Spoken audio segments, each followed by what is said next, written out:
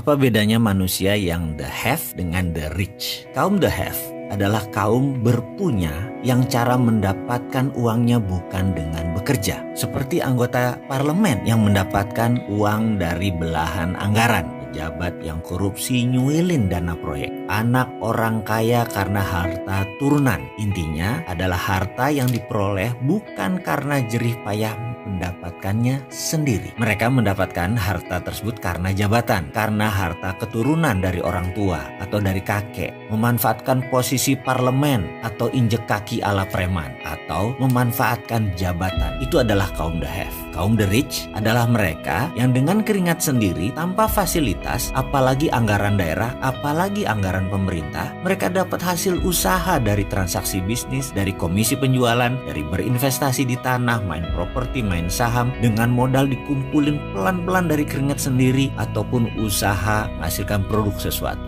menghasilkan barang produksi yang menguntungkan. Coba sekarang kita lihat diri kita pada saat ini. Coba kita audit diri kita. Misalnya, rumah yang kita tinggali, kendaraan yang kita pakai. Adakah kontribusi orang tua kita? Adakah dikarenakan sewaktu menjabat kita menerima sesuatu dalam tanda petik? Atau anggaran perusahaan, anggaran pemerintah, anggaran proyek yang kita mainkan sehingga sebagian dibelah-belah masuk ke kantong sendiri atau masuk ke kelompok kita? Atau kita dapat dari komisi penjualan, dari hasil usaha, dari keringat sebagai karyawan, dari menabung, dari berinvestasi, atau dari membuka usaha sendiri. Saya yakin setelah kita mengaudit singkat, kita sudah bisa menentukan kita masuk kaum the have atau kaum the rich. Kita tidak perlu bahas berapa digit harta kita. Itu tidak diperlukan. Kita hanya ingin memastikan bahwa jika dengan jujur kita menghitung harta kita bisa tahu di mana posisi kita. Apakah sekali lagi kita the have atau the rich? Kalau kita the have, cepet-cepet deh pindah ke golongan the rich. Karena setahu pengalaman saya pribadi, seberapapun besar aset Anda saat ini, kalau Anda didapatkannya dari the have,